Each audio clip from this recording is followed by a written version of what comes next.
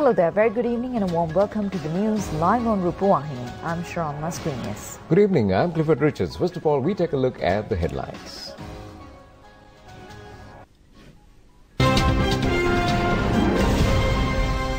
The President says not a single war hero will be allowed to become destitute.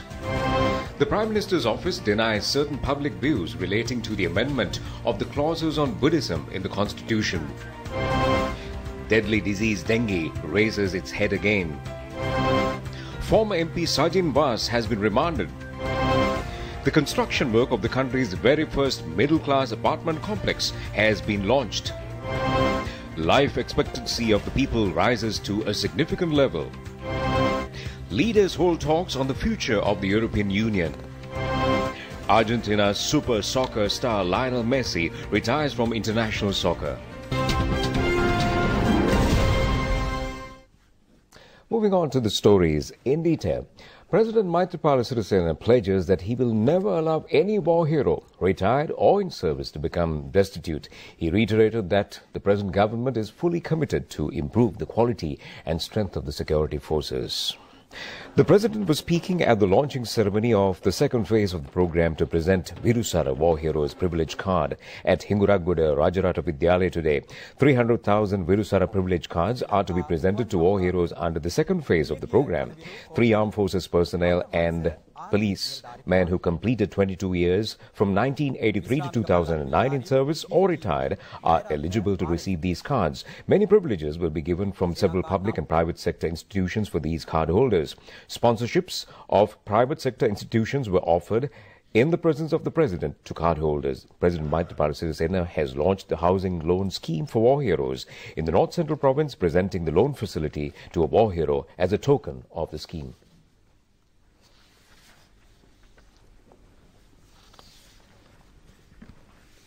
Addressing the ceremony, the President said the aim of introducing the Virusara card is to protect the dignity of the war hero. He added that the war heroes have sacrificed their lives to protect the country. Some of them have lost their arms and limbs. War heroes have sacrificed their lives with a clear intention of safeguarding the country, but not to gain political advantage, strengthen power, or continue power in the country.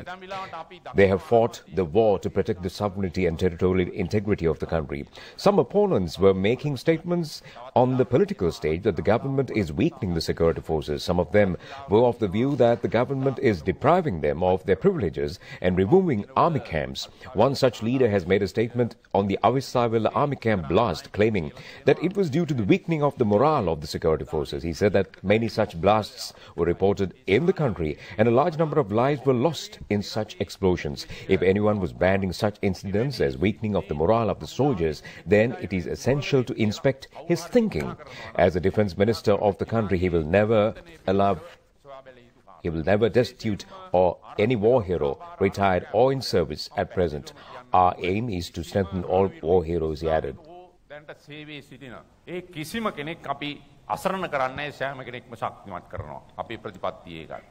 Ministers Ruan Wijewardena, Field Marshal Sarath Fonseca, security chiefs, Chairperson of the Ranaviru Seva Authority Anuma Fonseca and officials graced the occasion.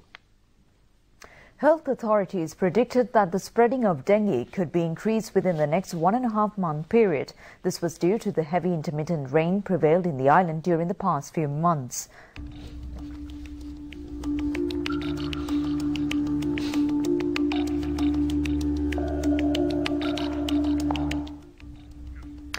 The number of dengue patients since January up to now has been increased to 20,000. The highest number of dengue patients was recorded from the Western Province, and there were considerable number of dengue patients found in the Kandy district. The Health Department says 4,000 patients were identified during the month of June alone, and 31 deaths were reported this year. Schools and building sites have been identified as major mosquito breeding places. Our television crew paid an observation visit to the IDH hospital, where a large number of dengue patients are receiving treatment, including children and elders.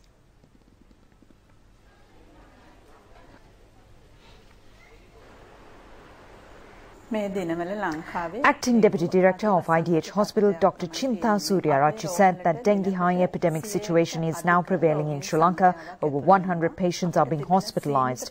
Hospital authorities are used to provide treatment in a maximum possible manner with limited facilities.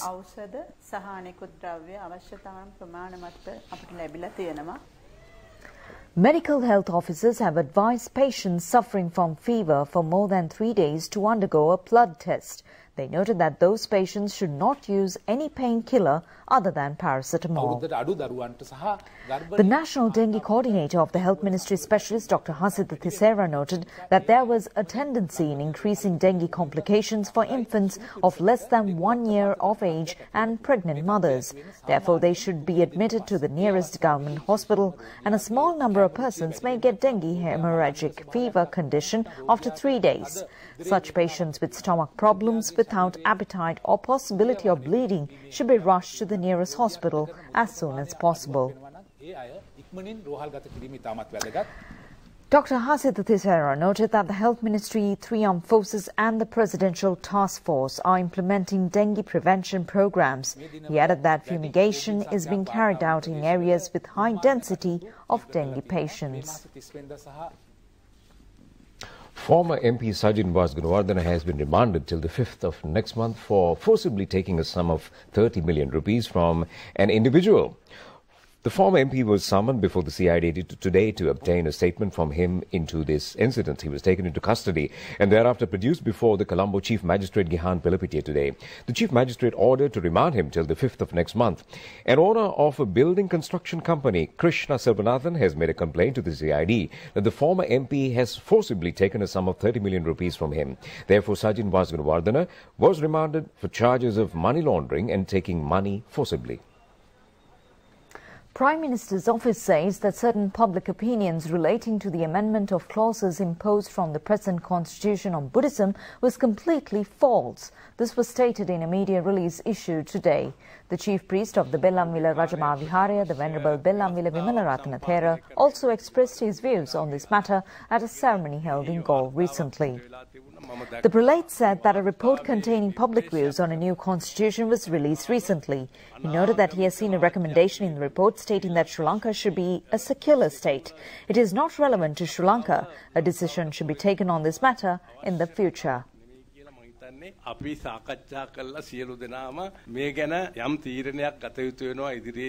The chairman of the committee appointed to seek public views for new constitution, attorney-at-law Lal Vijayanayake told Rupavahini that there was no such recommendation in the report. It was a misunderstanding. Some people who made their representations were of the view that Sri Lanka should be a secular state. But the majority of the people noted that religious status should be maintained as it is. There was no reason to change the clause in the constitution or nurturing and protecting Buddhism, he said. බුද්ධාගම සුරක්ෂිත කර පෝෂණය කරනවා කියන කොටස වෙනස් කිරීමට නිර්දේශ කරන්න හේතුවක් තිබුණේ නැහැ. සම හිතන්නේ මේක වැරදි වැටහීමක් සම්පූර්ණ කියව බැලුවොත් වාර්තාව පෙනී යනවා. එහෙම නිර්දේශයක් අපි කරලා නොමැති බව. Issuing a media release, the Prime Minister's office noted that the government bears the responsibility of nurturing and protecting of Theravada Buddhism. The media release said that an organized campaign is spreading rumours on the new constitution. The Premier's office said the steering committee on the new constitution, chaired by Prime Minister Ranil Wickremesinghe, has only held discussions on the election system, list of sharing, power to provincial councils and the executive presidential system. Only public views for the new constitution has been published, but it was not a draft constitution. Foreign Minister Mangala Samaruira paid an official visit to Ukraine at the invitation of the Foreign Minister of Ukraine, Pavlo Kimplin. During the visit, the two ministers discussed a series of issues of bilateral importance. Minister Samaruira reiterated that Sri Lanka is committed to further strengthening and renewing the long-standing relationship with Ukraine. He recalled with appreciation the invaluable support extended to Sri Lanka by Ukraine during the conflict years. Minister Samaruira briefed his Ukrainian counterpart on recent development in Sri Lanka, including measures taken by the unity government to achieve reconciliation and inclusive economic development, strengthen democracy, rule of law and good governance, including combating corruption. He also briefed the Foreign Minister of Ukraine regarding the process of evolving of a new constitution. A Sri Lankan delegation is to brief UN Human Rights Council members, NGOs and others on a side event to be held at the UNHRC building this week. The briefing is to take place ahead of the presentation of an oral update on Sri Lanka by the Office of the High Commissioner for Human Rights at the ongoing 32nd session of the UN Human Rights Council in Geneva. Foreign Minister Mangala Samaravira is expected to head the delegation at the briefing, which follows similar briefings held by Tamil diaspora groups of Sri Lanka. At one such briefing, legal experts from the Monitoring and Accountability Panel gave their assessment of the Sri Lankan government's transitional justice program to date. The panel discussion was chaired by eminent jurist Jeffrey Robertson QC and included a detailed assessment by US law Ms. Heather Ryan. Well, residents of Blumendal railway line area have staged a protest demonstration today against the decision taken to remove their houses. The authorities said that these houses should be removed as it was built on the oil pipeline running from the port to the oil refinery.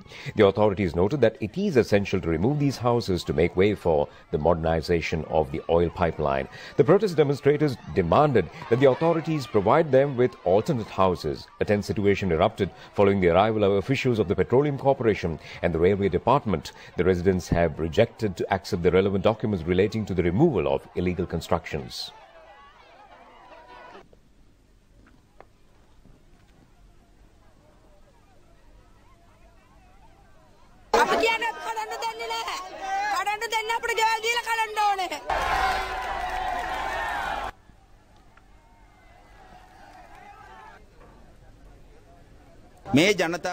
However, Minister Mano Ganeshan, who visited the area, took measures to settle the problem. He said that a decision has been taken to provide alternate houses for the people who will be displaced by making way for the modernization of pipelines. The era of demolishing houses using bulldozers has come to an end from the 8th of January, he said. The present government has been able to make loss-making state printing corporation, which was tainted with corruption and irregularities within the previous regime, to a profitable institution. This was disclosed by Minister Gayantha Karnatilaka at an inauguration ceremony of the mobile sales promotion program of the corporation. The mobile sales promotion program of the State Printing Corporation began near the Colombo Fort railway station today. It will continue from 7 a.m. to 7 p.m. tomorrow as well. People will be able to purchase high-quality SPC products at low prices. This was a concept of the chairman of the corporation, Ravindra Yasalal Kalansurya. Deputy Minister Karunaratna Paranavithana was present at the inauguration ceremony. Mobile promotion programs of the corporation are being conducted at the Maradana railway station, Health Ministry premises, Mavanella Hospital, Kirindivela, that is the Kirindivela Madhyama Vidyalaya, and the Karapitiya Hospital. Addressing the gathering, Minister Gayantha Karnatilaka said that this program will be implemented countrywide in the future. The aim of the government is to further improve the standard of State Printing Corporation. The COPE Committee, which conducted an investigation into corruption committed by the corporation during the previous regime, has decided to remove the former chairman. Such an institution has been transformed to a vibrant entity at present. The corporation has been able to sell waste paper at a price of 45 rupees per kilogram after processing it and calling it for tenders. It was earlier sold at 4 rupees per kilo. The employees were given a bonus of 10,000 rupees under this transformation. Well, an abandoned mechanized boat believed to have been used by people smugglers to illegally ferry Sri Lankan refugees to Australia was reportedly seized by the Q branch CID police of the Muttam coast in Kanyakumari district recently. The boat was seized after the police had rounded up a few Sri Lankan refugees who had paid for the passage and has returned recently after encountering coastal petrol boats blocking their route. Police sources said that the boat had been stranded at Old Harbour in Muttam. It had been registered in Kerala but had been painted over by smugglers with a fake registration number. The police had learned that 9 refugees from Vellore Melanmavur refugee camp had been missing since June 19th. The 9 persons returned on the 23rd of June and were questioned by the Q branch routes. During the course of their interrogation, it was learned that one of the 4 men arrested by the department recently, Polachi, along with a few other agents, had received money from 9 refugees and had promised to ferry them to Australia. Here's Asia News in a minute.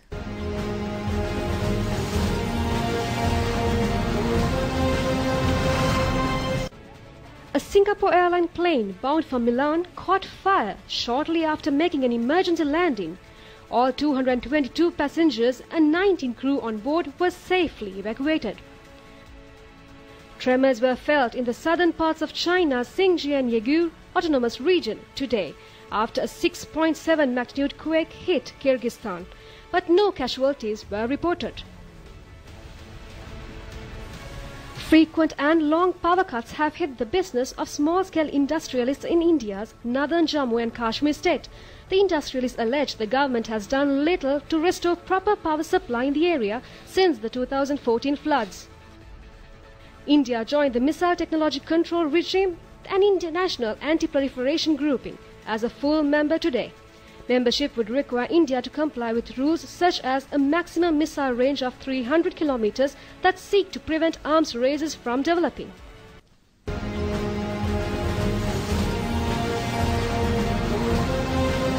The construction work of the very first middle-class apartment complex project in the island was launched in Vadur area today.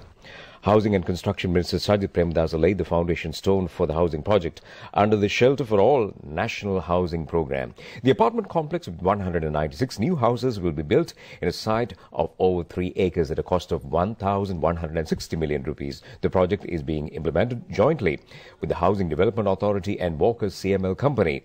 The construction work of the housing complex with a restaurant, swimming pool, children's park, community hall, a vehicle park and a trade stall will be completed in 2 years. Labour Minister WDG Senaviratne has directed the Commissioner General of Labour to immediately mediate following an inquiry into the Fast Unto Death campaign launched by employees of the Kadaga mine in Dharamgaslanda in Kurunegala.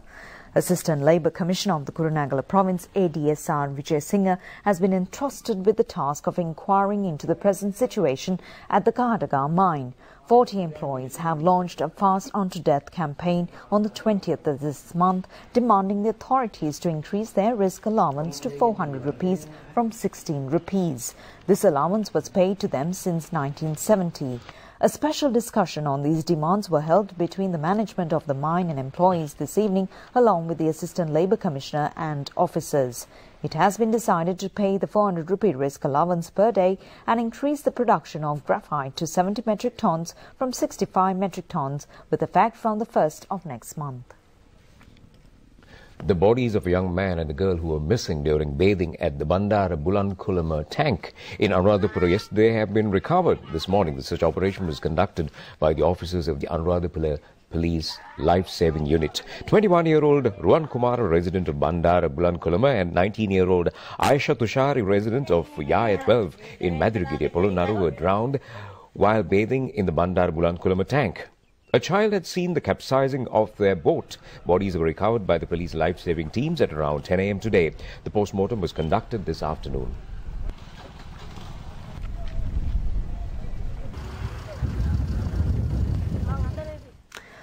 A granite boulder adorned with a large statue at Potgul Viharya near the Parakrama Samudra in Polonnaruwa is reported to have been under a pest threat. However, Director General of Archaeology Senarath Dissanayake told Rupavahini that he has not received such a report so far. Some refer to this as granite statue as the statue of King Mahaparakrama Bahu, and others refer it as Rishi Pulathisi statue. It is belonged to the 12th century BC, and it has been observed that special small insects were emanating from the head of the statue, carrying minute particles from it. Residents say that this could damage the ancient statue. Director General of Archaeology Senarath Dissanayake said that measures will be taken to tackle the situation after inspecting the insect's threat. Well, how long do you plan to live? The Department of Census and Statistics says that the life expectancy of the people have been increased. This is revealed in a report relating to the years of 2011 to 2013 released by the department. According to this report, the life expectancy of men was 72 years and women 78.6 years. In 2001, the life expectancy of men was 68.8 years and women 77.2 years. 3 people have sustained critical injuries in a van lorry accident at Bodagama in Thanamalvilla this evening. A lorry plying from Thanamalvilla to car Kurullan Palassa collided head-on with a van, injuring 2 women in a van. Uva Provincial Council Chief Minister Samath Dasanayake, who came behind these vehicles, took measures to hospitalise the injured.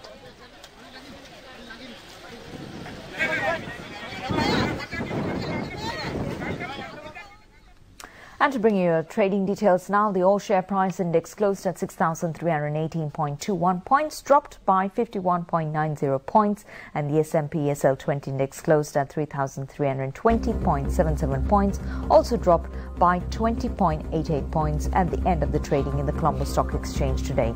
Turnover was over 522 million rupees.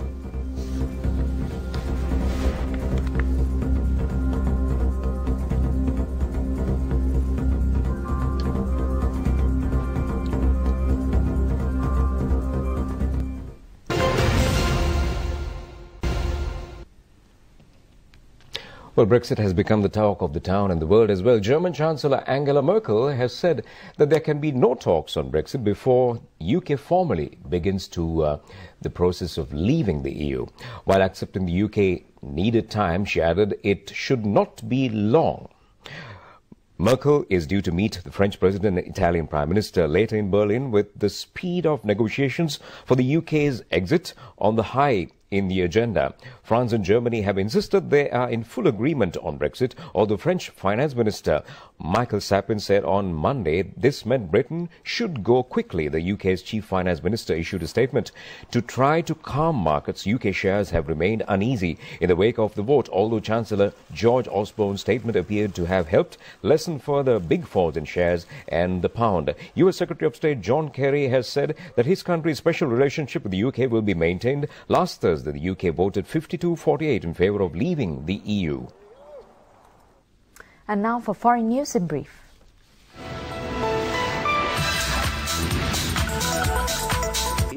Fighting between Yemeni government forces and Shiite rebels killed 55 people on several fronts yesterday as UN Chief Ban Ki-moon urged the rival factions in Kuwait to accept a peace plan.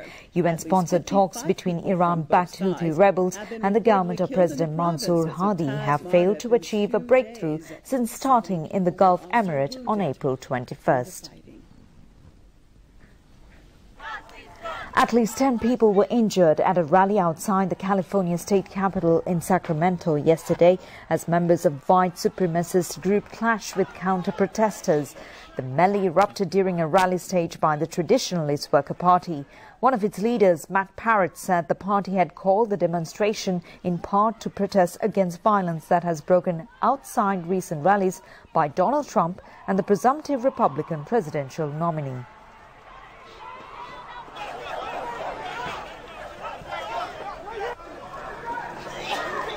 Of the recently expanded Panama opened the long-delayed expansion of its shipping canal yesterday with just a dozen of 70 heads of state invited to see the debut of the third set of the locks attending the ceremony. Panamanian President Juan Carlos Varela declared the canal's expansion a national victory. The $5.4 billion project, led by Spanish and Italian companies, is expected to triple the canal's capacity, already hosts to 98% of global shipping.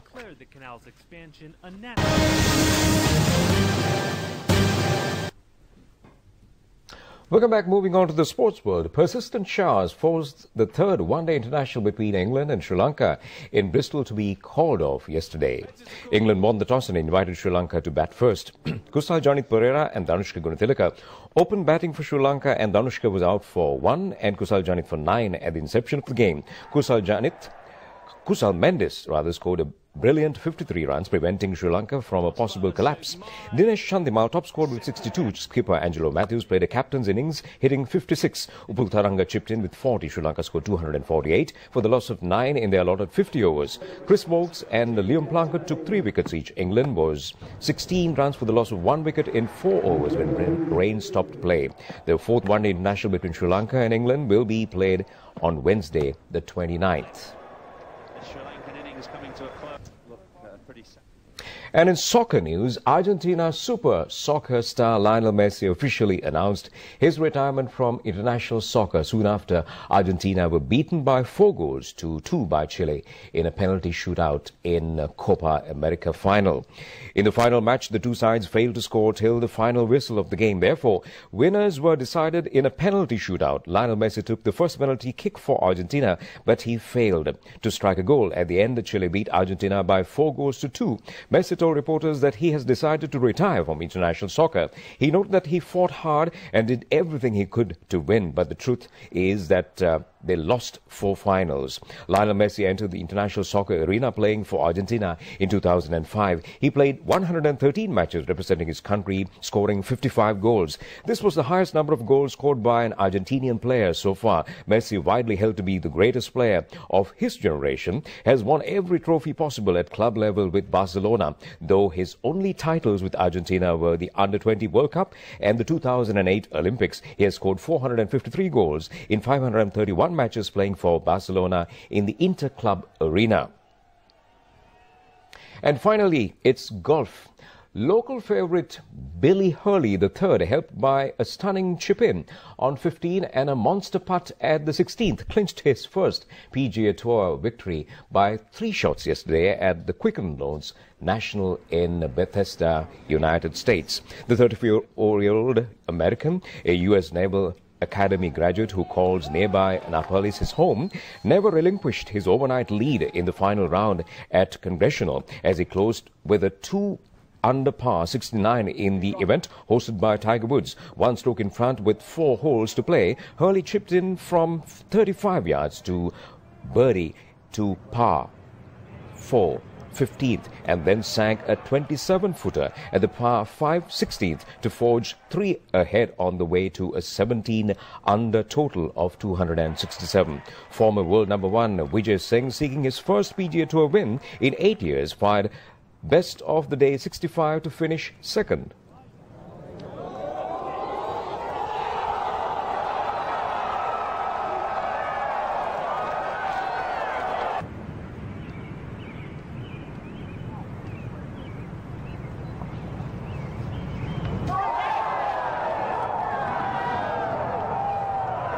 Check on the weather. The Met Department says that several spells of showers may occur in the western, Sabaragamu, and northwestern and central provinces and in the Galle and Mathura districts. Few showers are likely in the Mannar district as well. Fairly strong winds at times can be expected over the northern half of the country, particularly over northern and north-central provinces.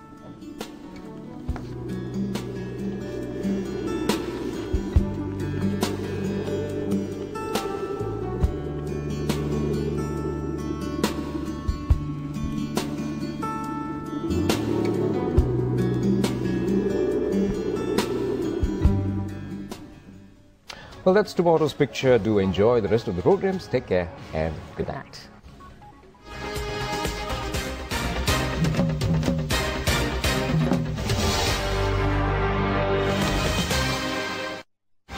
Covering the truth.